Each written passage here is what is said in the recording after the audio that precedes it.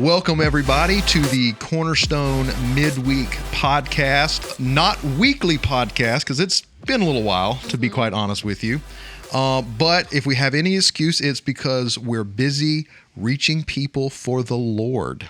And so this takes a lot of time, actually, to put this together. But we are back, and we're just so thrilled that from the response of the last podcast, I think we were all pretty blown away, and that you guys found time with us. So we feel like we're going to try to clean some things up today. New camera, different recording place, a little more private. Hopefully won't get any kind of outside distractions. But we're going to do some reintroductions. Of course, I am Dustin. I've been working here so long, they're finally like, fine, you can make some decisions around here. That's my whole story. Then we have David, who is the worship minister, also a child of Cornerstone. And so that explains a lot about David's story. And then we have Stacy, our communications director. Hello. And so if you don't feel communicated to, that's where it goes. But if you do feel communicated to, better than ever, it's because of her. It's your fault. So good job. My fault.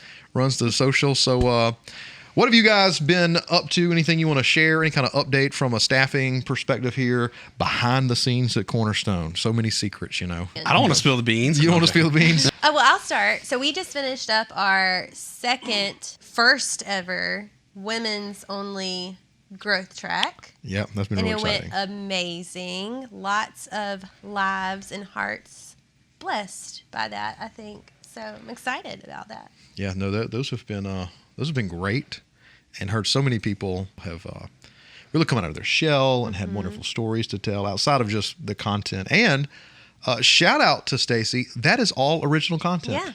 Yeah. So from wrote it. a personal growth as a biblical woman. So that's really cool. Yeah. David, on the worship front, anything to share? When's the album dropping, bro? Bro, we got an EP coming. No, I'm joking. One day. Yeah. We'll label it that one day. That's right. No, we are. Worship team is feeling really good. Worship team, production side is getting very, very meshed together. We're coming together really, really well. We are in the process of doing some things with Spotify. So like some of the putting a playlist together of the things that we do on a Sunday, putting those together, putting them in a playlist for those that want to, listen to the songs that we do throughout the week. Or if there's a song you hadn't heard, you can go and search the list and be like, oh, that was it. So that is in the works. So be on the lookout for that, a QR code or link or something like that, Spotify. We're also going to do like some playlists, like what we're listening to, what the staff is listening to, and some not so common, worship songs that radio, you can hear on the radio, some things like that. So that's on the forefront in the horizon. And and we are kind of starting to look at, trying to do some recording stuff. We've got the technology and we got the talent. So. Got the technology and the talent. That's for sure. And what's cool about the Spotify is that hopefully if people take advantage of that, they'll be familiar with the songs. That's always a challenge, I think, from a church perspective is, we have such a broad audience. There's so many great songs, old songs, new songs, and, what to pick. And that way people can sing along. It's not fun to be the only one singing in the room. No, but that's also cool too, because if you come on a Sunday and you hear a song that you don't necessarily know, and everybody's like, well, I wonder what that song is, they could just go to the Spotify playlist and figure it out. That's right. Because one we've been doing with this I Believe series, the Creed. What is it actually called? Yeah. This I Believe, the Creed. The Creed. Okay, so that song's a song by Hillsong. It's not a new song, but man, I've really been digging that song, and so that would been a great one to be able to listen to. All right, so just a few last minute plugs too. So obviously we have CKC coming up. If you're watching this before June 24th, make sure you sign your kid up. Make sure you sign up to Hero, because we need a bunch of people to come sign up for CKC with us. Make sure you do that. And Stacey, we talked about newsletter. Yes. We have a newsletter. Yes. It's called the Cornerstone Connector, and it comes out weekly. And it just it's the point of it is to keep you connected between two Sundays, to make sure you understand everything that's going on, but also to really make you feel like Cornerstone is your home. I think that's important here. Yeah. So you can sign up for that.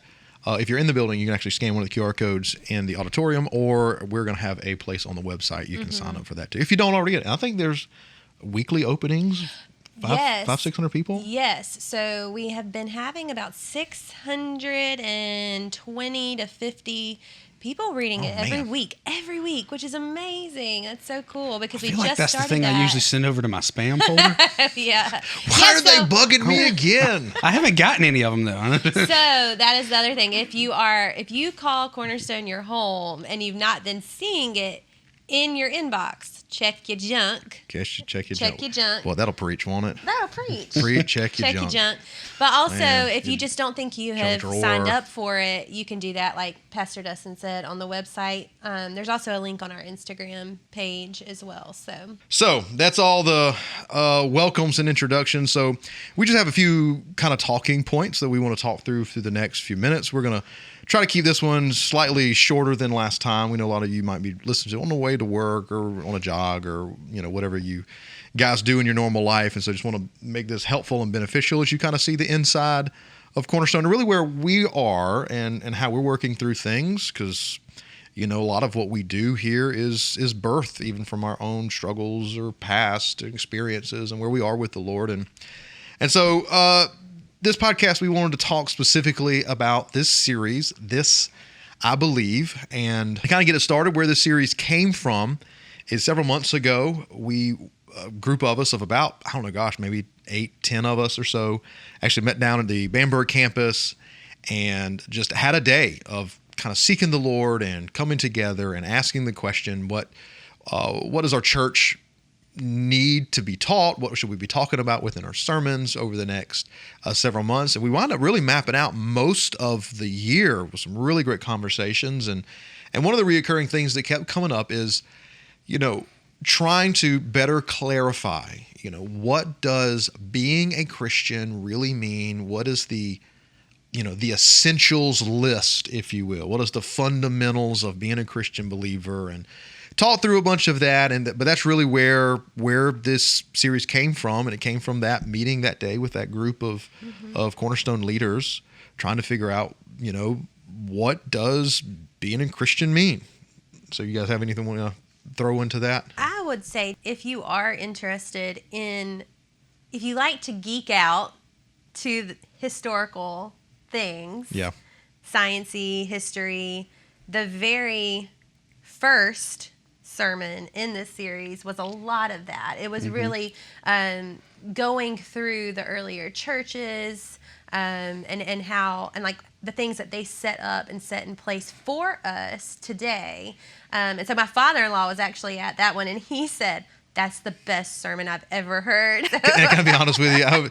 Because I'll hear that occasionally, and I just want to tell you, anytime I hear that, I'm like, man, you need to get out more. Yeah. It's like somebody saying, like, did you ever see the movie Mighty Ducks? That's the best movie ever. It's like, well, it's a okay movie. But he really enjoyed the historical piece of it, really figuring out where this faith of ours comes from.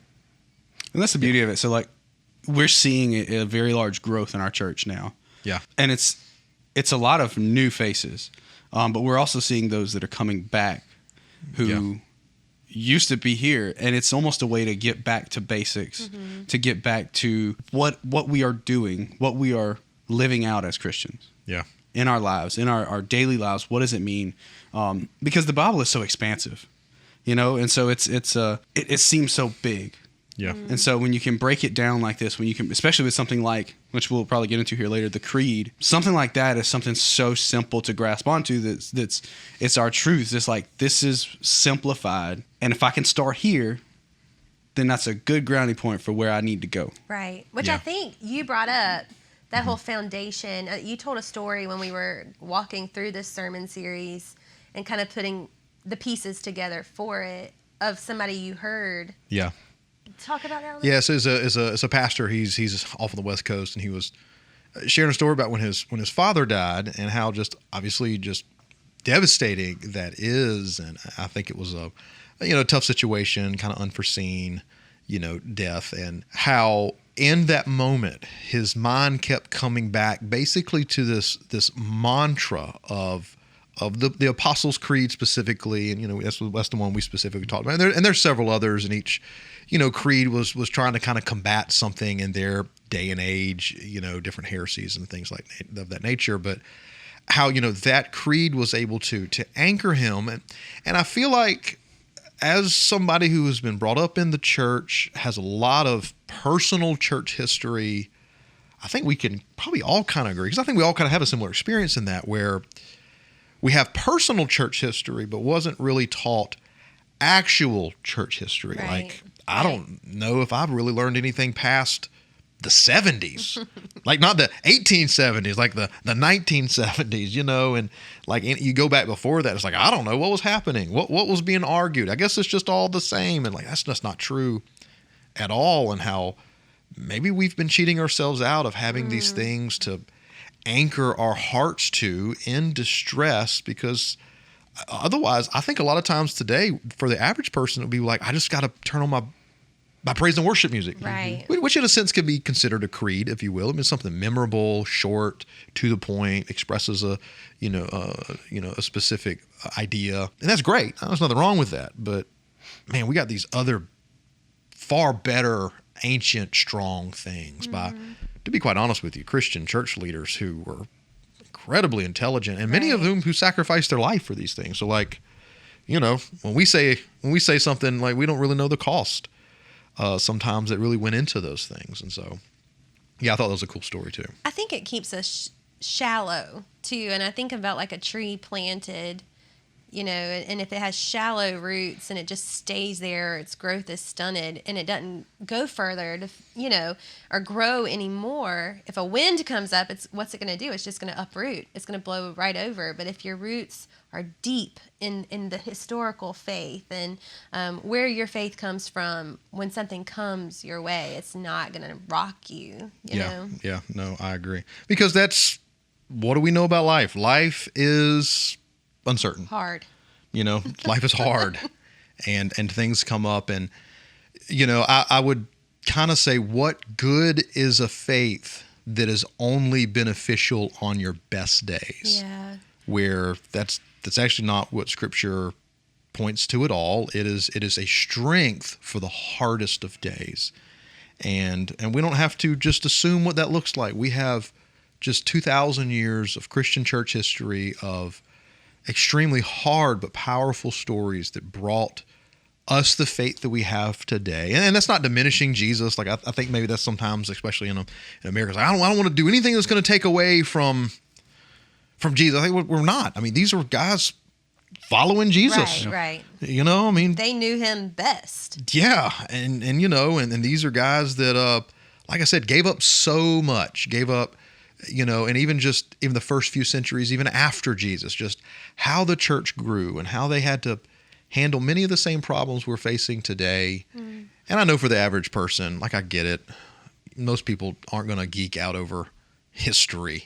History class was the one that you had to make at least a C in to get out of college, unless you're that one guy that majored in history and loves that. But most of us are like, I don't want to learn that stuff. But I will say, I think today we are seeing believers who are craving it more because it's the truth, and people now are craving the truth. And I think that's why this sermon series really has just spoken to so many different people in so many different ways, because we crave the truth right now in a world that is uncertain, in a world that's filled with lies and hate and who knows what's going to happen next. People want a foundation. Yeah. People want something they can stand on. People want the truth.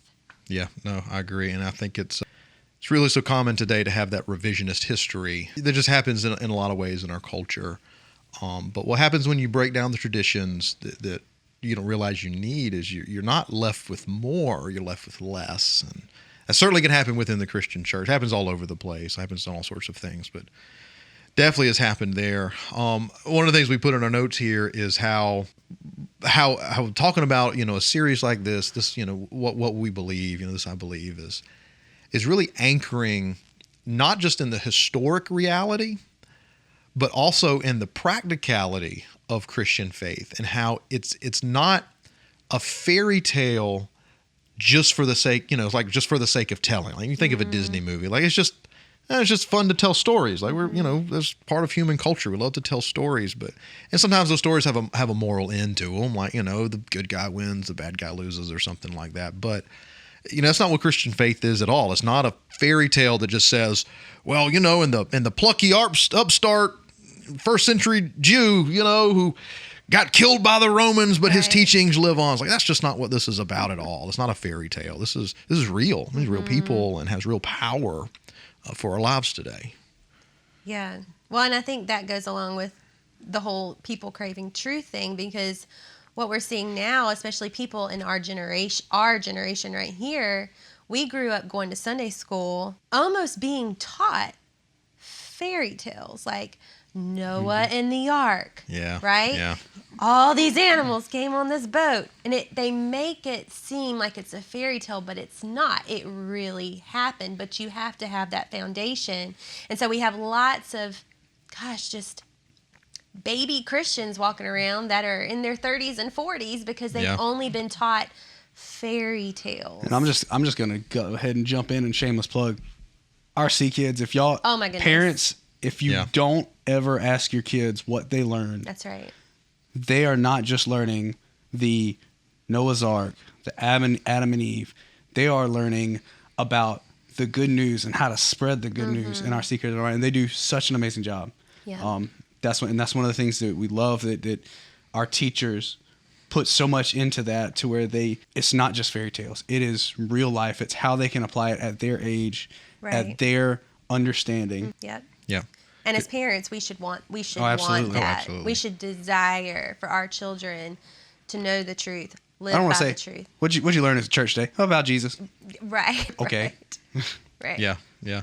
But I think that's where as parents, we're in today's culture, just waking up to the realities of where we are. I don't think it's a hard argument to make that there was a more Christian sense in our culture 20, 30 years ago. So you kind of got a lot of the stuff by proxy, probably why it didn't seem important, why it was easy for Sunday school leaders and church leaders to kind of get a little complacent on the job. And all of a sudden now we wake up in this world where, so much of what we hold dear is kind of being deconstructed around us and torn down around us. And, I think it's pretty common for parents to even feel like they don't have the words. And so obviously that's why See Kids is here. But I think then that puts the pressure on us as parents. Like, man, I need to have a pretty decent general understanding. I mean, if this is eternity, like life and death, I mean, this is pretty important stuff. Right. You don't need to be a theologian, but just having some general understanding, which is what I hope,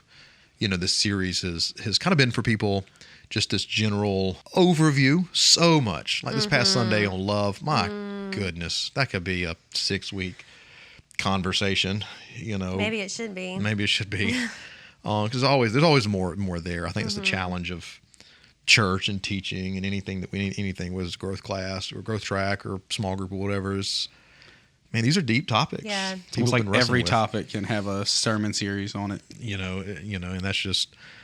But I think that also goes to show there's just always just more to learn. There's always more to learn, always more to discover, and the Bible's so alive. But so that's kind of what we've where the series really came from, what we've been feeling, trying to answer the questions and the challenges of the church in the last probably maybe 10 years of the shifts that we've been seeing and trying to keep up with that. But kind of the next section would be what were some surprising things that you have learned or been reminded of over the course of this series? Now we have one more week that's coming Sunday. I want to spoil the topic, but we'll get there. But what we've talked about so far in this series specifically is the week one. We talked about the kind of history of the church, and I just love that.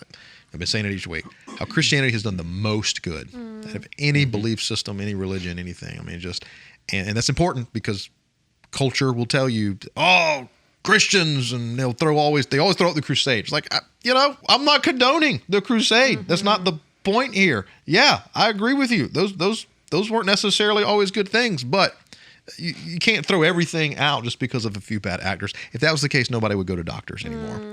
But we had week one, talked about what that is. Week two, what is faith?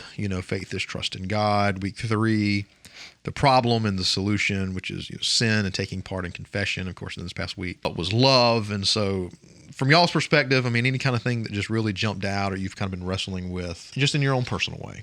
So there was a note that we had on here, importance of tradition, and that's one of the things that I'm always one who like I'm not a big tradition person. I'm not a fan of tradition. I like kind of that breaking the mold. But you said something in I think it was your first week, the first message said good traditions point back to past truths and that help us understand our present and how to move forward.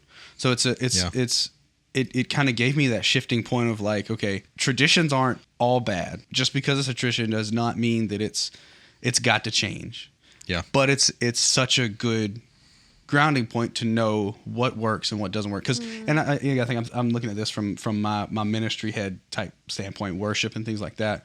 And so it's like, okay, if it's over 10 years old, we don't want to do it. It's like. But we also need to look back at those things like our hymns that we do, like Amazing Grace and the such strong emphasis that was put on these songs many, many, many years ago and use that in today's realm, in today's life. Yeah. Yeah. Mm-hmm. I think a better word, and I didn't come up with this, but it's helped me recently, and I didn't share it in that message. But see, when we hear the word tradition in our culture and day, we immediately want to say, "Oh, it's old, stuffy, and whatever. Smells weird." It's got a connotation to it, yeah, just like garbage man and waste management. So I think a better word, in some cases, is methodology. And so to maybe use an example, so my dad's a real practical guy and is one of those old school guys that can kind of fix anything, and so. What I feel like he taught me to do, and you can almost in a sense say, there's a tradition behind how to diagnose a problem and how to come to the result that you need to get to. But really what it was is he was training me in methodology. And obviously, yes, some tradition exists just to exist. Yes.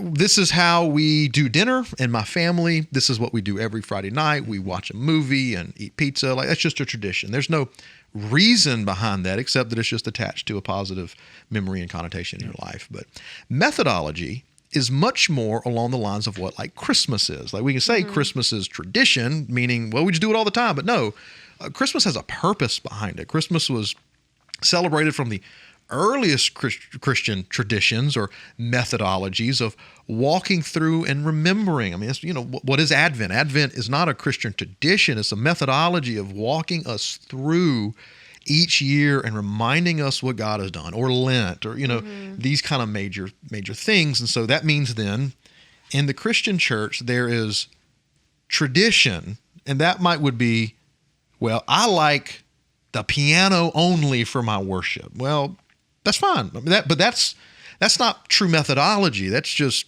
tradition. You just like that. That's personal preference at that point. That's just what you always grew up doing or whatever. But methodology is how we come to the conclusions that we need to come to. And I think we have paired those two things together. And we've thrown out the wrong thing. It's the old saying, the baby with the bathwater. And yeah, I think our traditions can change, but we often lack then in teaching the methodology that sometimes just kind of came along. Right. And so, if you're from a Presbyterian or is it Methodist? Somebody came to me after that first week when we did the Apostles' Creed. I forget where they said they were from or what church. They're like, yeah, I grew up saying that all the time. I said, well, that in a sense could be considered, well, it's just tradition. Some denominations traditionally just quote those creeds every week, but in a way that's actually a methodology of teaching the foundation, the basis of faith. All of a sudden now here we are in 2023, and I say this, and I think there's a lot of people that are like, huh, right? Really? That's out there? It's like, that's a thing. This thing's like 1,800 years old, bro. Well, I think that's too. If you have been if you visited our church in the last 4 weeks, and we play the creed at the end, the sound of the entire congregation singing these lyrics almost tells me that we forgot about these core things. Yeah, you know, it's like, yes, oh, okay, I do believe that Jesus Christ is my Savior. I do believe that God the Father, Jesus the Son, and the Holy Spirit are three in one. I can sing this and believe it, you know, and gosh, I've loved hearing our church family singing that. I have too. And honestly, I have enjoyed singing it. And, you know, this is probably a little bit of a pet peeve. And where I just am in my personal walk with the Lord is, you know, again, everything's just so ironic and cyclical. But, you know, we have moved from older hymns, right? Things that we would have seen as traditional. And all of a sudden, we find ourselves maybe 20, 30 years into that movement where sometimes maybe we sung too far, and so much of what we sing about now is, it's not necessarily not about God, but is God at the center of a lot of modern worship, or is it just how God helps me through? A lot of worship nowadays is always me centered.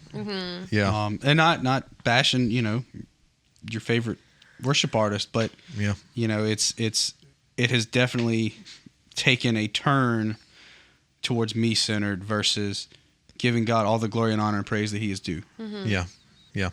And I think it's so natural. Like I just, it's how my brain works. But you know, you go from an audience, let's say 30 years ago, that had been singing these songs about the nature and the attributes of God, less focused on the self, and so you're like, well, we don't need to teach that. We can step into a new season of worship as Christians and talk about maybe how God works on our behalf, and it becomes more applicable, and we have how He feels about you. Yeah, you know, like nature. That's the thing. Yeah. It's like how He feels about you. Yeah, that's a good you point. are loved, and you are great, and you are. But no, worship is how we feel about Him. Yes, is turning it back. So now, 30 years later, we have a bunch of people that I think know far too well how God feels about them. But the problem is they don't know God. And you're right. So here we have now this song where we're like, man, no, God is three in one. You know, just think about these core ideas of Christian faith. And again, because we don't have the church history background, we don't even realize the battles that have been fought, like how early on, like the Apostles' Creed actually specifically was created to battle for the idea of a Trinitarian understanding of Christianity. And so like that's literally what that was a heresy that was coming out, that Jesus wasn't God. It was just, you know, whatever, you know, something that got elevated, or someone got elevated or whatever. It was just, you know, like a Moses but superpowers or something. And just, you know, I mean, that's where these things come from. And for us to just be singing that still 2,000 years later, I think is super cool. And one of the notes we had, because we are about, I'm keeping time here for us. I'm keeping time. We're about 26 minutes, 26, 28-ish minutes or something like that. So we have one of the things we noted on that second section there is just the purpose of some of the things we've been talking about in this series, and even in like our growth tracks and different things, is the tension that I think exists in our culture in the South. Don't know how it is elsewhere, but not knowing here in the South, we have a lot of really good people. But good people don't necessarily mean saved people. And hopefully, whether it's through the songs that we sing, you know, the messages that are preached, the you know, the communications that go out midweek, all of those things, that all of this stuff points down to, it doesn't matter how good we are anyway. It matters how good God is, and that's what saves people. It is recognizing that none of us are really that good. But I think in the South, it's a cultural Christianity, and to put it bluntly, I think it has the potential to send more people to hell sometimes than others. Yeah. Yeah, I think we will be surprised one day.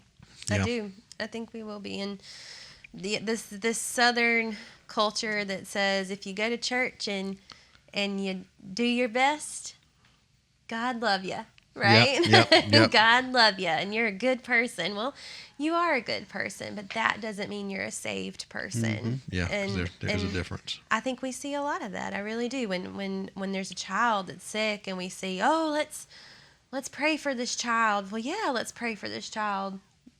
But But what are you doing in your day-to-day life, in your day-to-day walk that sets you up for the miracles that God wants to do in your life? Because I got to be honest, even though I grew up in church, and it has definitely had a dramatic effect on the course of my life. This church has had a dramatic effect. But I am who I am because of the faith of my parents. And not that that's always the case, because their parents were not Christian believers. And so there were other Christians who spoke into their life and led them to the Lord in different, in different ways in their lives. But I know for me, it actually had less to do with the church. It was their faith at home in the day-to-day, in the hard times. And that's been a pretty constant prayer in my life for me as a father. Just so you know, pastors are not perfect people at all. Sometimes they have a whole bunch of issues. They just got a lot of polish on the outside. And I've seen the worst of what the church has to offer in many ways, and growing up in the church. But it was the faith of my parents, and I hope that's what my kids see. That wasn't because Daddy talked in the church or whatever. It's like, no, Dad really loved Jesus and gave his life over to that. And so that way they don't have to argue against my teaching. If they want to argue against anything, they have to argue against my life. Right. And so I think it's just a more powerful way to live out faith. Yeah. I wanted to bring this up because I think if you would have asked me last week which sermon out of this series spoke most to me, I would have said it was the faith series or sermon. I would have said it was the faith one. We talked about what faith is not. Faith is not magic. Faith is not putting it into existence and believing it's going to come true, right? I've been told as a young girl before we had a friend pass away, and I was told by an adult that I did not have enough faith. And so I really enjoyed that sermon. But then after yesterday, the love sermon really spoke to me. And it did not speak to me like right there while I was listening to it. It was this morning in my quiet time, the Lord almost said, hey, remember what you heard yesterday? And I think in the world that we're living in today, love is just completely, the definition of love from the world is wrong. It is so wrong. And as a mother, I need my children to understand what love really is. And the only way to know what that is for them to know God. Because God is love. And that was one of the main points. God did not create love. God created this world, right? He created some beautiful things, but he didn't create love because he is love. Yeah. He is love. And if you ever need to know what love, real true love is, you could just look at him. And I loved that. And how we should be living that out in this world today. Because I think that if we were giving Christian love, real true godly love, the world would be vastly different. There's a pastor that just recently passed away, and he'd been sick. His name was Timothy Keller. You may or may not have heard him. He's very well known. And so he passed away over the weekend, and he's a guy, I never met him in person, never actually got to see him live, but he wrote a book years ago when I was a young man that just categorically changed my life and changed the way I look at faith, changed the way I look at God. It was very much a pivotal moment for me. And for so long, I, even as a church leader, have looked to other church leaders to help kind of answer the questions, because they often had like their fingers on the pulse, the heartbeat of culture, and then I could take that wisdom and we could take it and carry it out in our little bubble, our little corner of the world. And of course, he was in his 70s. None of us are living forever, And, even though it was kind of expected, it was still hard. And I think it hit me over the weekend as I was really dwelling on that. And in a sense, just kind of mourning in my heart, for this distant mentor of mine. Saint. This saint, really, right? Yeah. I mean, really just lived life well, finished well. It was amazing, his life and testimony. But I feel like the Lord kind of brought it to me. It's like, well, his season is done. Now everything he's done will continue to live on. I think he'll be somebody we'll still be referenced in 50 years from now, because he was so smart and so good. But that everybody has a season. And so that means that we, not being as young as we were, we are going to have to start answering and praying and figuring out through the wisdom of the Holy Spirit what answers we need to bring forth to our generation. And that love, dysfunction, misunderstanding, all of the above, how we have taken this, to be quite frank, extremely Christian idea. And like a lot of things in our culture, we have stripped the Christ out of it and replaced it with nothing, which means that in a sense, all of it is pointless, but we're still building our life on it because we know there's still some truth there.